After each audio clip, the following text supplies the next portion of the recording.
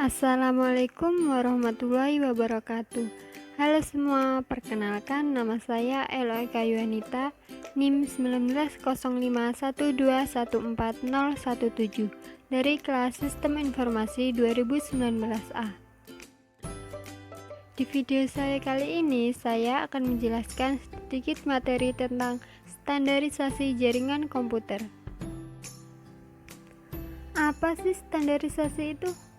Standarisasi dalam hal ini merupakan sebuah aturan main atau protokol yang digunakan agar semua hal atau pekerjaan dapat berjalan dengan baik.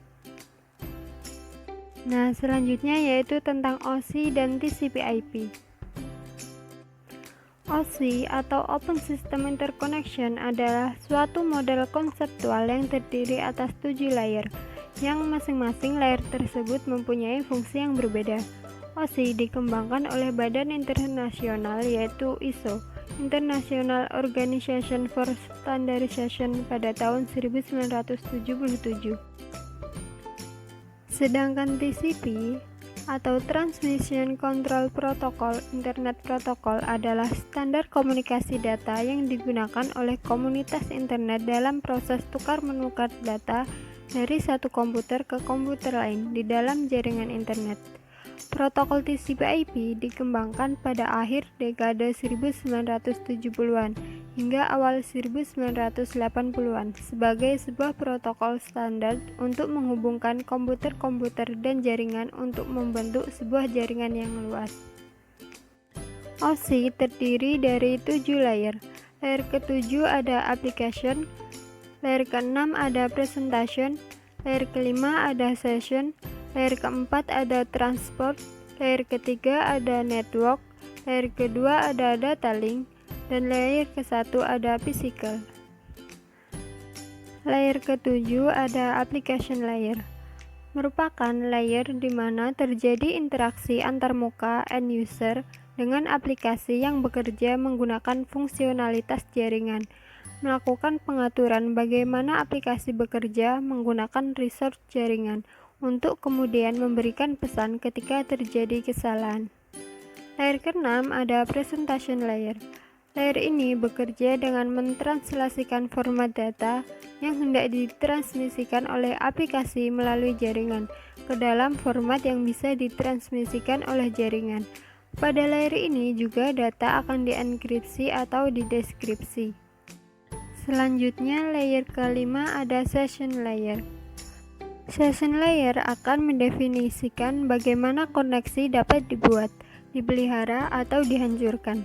Selain itu, di level ini juga dilakukan resolusi nama. Selanjutnya, layer keempat ada transport layer. Layer ini akan melakukan pemecahan data ke dalam paket-paket data serta memberikan nomor urut pada paket-paket data tersebut sehingga dapat disusun kembali ketika sudah sampai pada sisi tujuan. Layer ketiga ada network layer. Network layer akan membuat header atau paket-paket yang berisi informasi IP, baik IP pengirim data maupun IP tujuan data. Pada kondisi tertentu, layer ini juga akan melakukan routing melalui internet networking dengan menggunakan router dan switch layer 3. Layer 2 ada data link layer. Data link layer berfungsi untuk menentukan bagaimana bit-bit data dikelompokkan menjadi format yang disebut sebagai frame. Selain itu, pada level ini terjadi koreksi kesalahan, flow control, pengalamatan perangkat keras, dan penentuan bagaimana perangkat-perangkat jaringan seperti hub, break, repeater, dan switch layer 2 beroperasi. Pada layer 1 ada physical layer. Physical layer bekerja dengan mendefinisikan media transmisi jaringan, metode pensinyalan, sinkronisasi bit, arsitektur jaringan, topologi jaringan, dan pengabelan. Selain itu, level ini juga mendefinisikan bagaimana network interface card atau NIC dapat berinteraksi dengan media kabel atau radio. Selanjutnya yaitu TCP/IP layer. TCP/IP layer hampir mirip dengan OSI layer, namun ada beberapa perbedaan. Di dalam OSI layer terdapat 3 layer yang berkaitan dengan aplikasi, yaitu Application, Presentation, dan Session.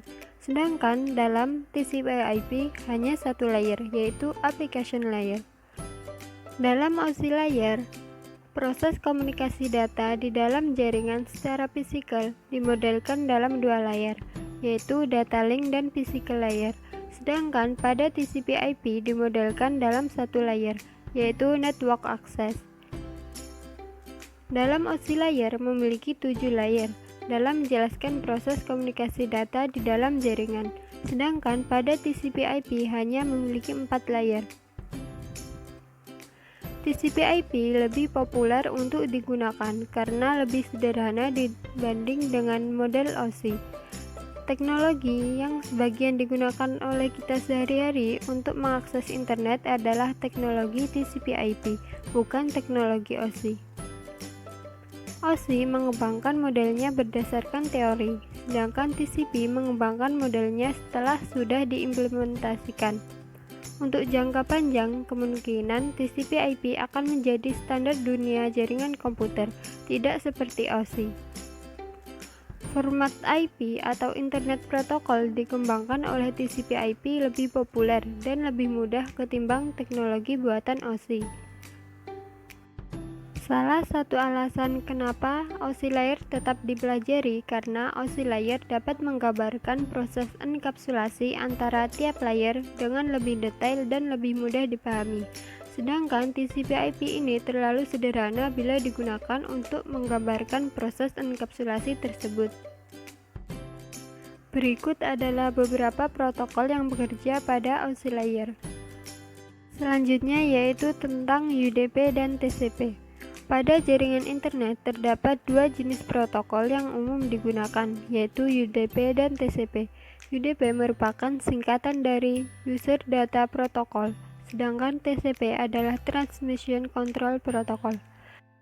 UDP adalah jenis protokol internet yang memungkinkan sebuah perangkat lunak pada komputer bisa mengirimkan pesan ke komputer lain melalui jaringan tanpa perlu ada komunikasi awal.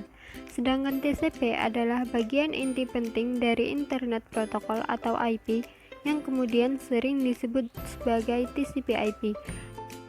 TCP berada di transport layer yang memiliki urutan rapi dan menyediakan komunikasi yang dapat diandalkan. Selanjutnya yaitu tentang karakteristik TCP dan UDP. TCP memiliki karakteristik sebagai protokol yang berorientasi koneksi atau connection oriented. Sebelum data dapat ditransmisikan antara dua host, dua proses yang berjalan pada lapisan aplikasi harus melakukan negosiasi untuk membuat sesi koneksi terlebih dahulu. Sedangkan UDP memiliki karakteristik sebagai protokol connectionless atau tanpa koneksi. Pesan-pesan UDP akan dikirimkan tanpa harus dilakukan proses negosiasi koneksi antara dua host yang hendak bertukar informasi. TCP dapat diandalkan atau reliable. Jika sambungan terputus ketika mengirim sebuah pesan, maka server akan meminta bagian yang hilang. Jadi, tidak akan terjadi data yang korup ketika mentransfer sebuah data. Sedangkan UDP tidak dapat diandalkan atau unreliable. Jika mengirimkan suatu pesan atau data, kita tidak akan tahu apakah sudah terkirim atau belum, dan apakah sebagian dari pesan tersebut hilang atau tidak ketika proses pengiriman. Jadi, akan ada kemungkinan terjadinya data yang korup. Karakteristik selanjutnya yaitu protokol TCP menggunakan jalur data full duplex, yaitu berarti antara kedua host terdapat dua buah jalur masuk dan jalur keluar, sehingga data dapat dikirimkan secara simultan. Sedangkan data dalam protokol UDP akan dikirimkan sebagai datagram tanpa adanya nomor identifier, sehingga sangat besar sekali kemungkinan data sampai tidak berurutan dan sangat mungkin hilang atau rusak dalam perjalanan dari host asal ke host tujuan. TCP memiliki layanan flow control untuk mencegah data terlalu banyak dikirimkan pada satu waktu, yang akhirnya membuat macet jaringan internet network IP. TCP mengimplementasikan layanan flow control yang dimiliki oleh pihak pengirim secara terus-menerus memantau dan membatasi jumlah data yang dikirimkan pada satu waktu, untuk mencegah pihak penerima untuk memperoleh data yang tidak dapat disanggahnya atau buffer. TCP juga mengimplementasikan flow control dalam pihak penerima yang mengidentifikasikan jumlah buffer yang masih tersedia dalam pihak penerima. Sedangkan UDP tidak menyediakan mekanisme flow control seperti yang dimiliki oleh TCP. Selanjutnya, TCP berurutan ketika mengirimkan dua pesan secara berurutan atau satu demi satu. Jadi tidak perlu khawatir data tiba dengan urutan yang salah. UDP tidak berurutan ketika mengirimkan dua pesan secara berurutan atau satu demi satu. Jadi tidak dapat dipastikan data mana yang akan datang terlebih dahulu. Selanjutnya, TCP berat atau heavyweight. Ketika tingkat level terendah dari TCP tercapai dalam urutan yang salah, permintaan pengiriman ulang data harus dikirim dan bagian lainnya harus dikembalikan semua, sehingga membutuhkan proses untuk menyatukannya. Sedangkan UDP ringan atau lightweight, tidak ada permintaan pesan, tidak ada track koneksi dan yang lainnya, hanya menjalankan dan melupakannya. Ini berarti itu jauh lebih cepat dan kartu jaringan atau OS hanya melakukan sedikit pekerjaan untuk menerjemahkan kembali data dari paket. Berikut adalah perbedaan TCP dan UDP, seperti yang sudah saya jelaskan pada sebelumnya. Sekian yang dapat saya sampaikan. Apabila ada yang salah, saya mohon maaf. Semoga bermanfaat. Assalamualaikum warahmatullahi wabarakatuh.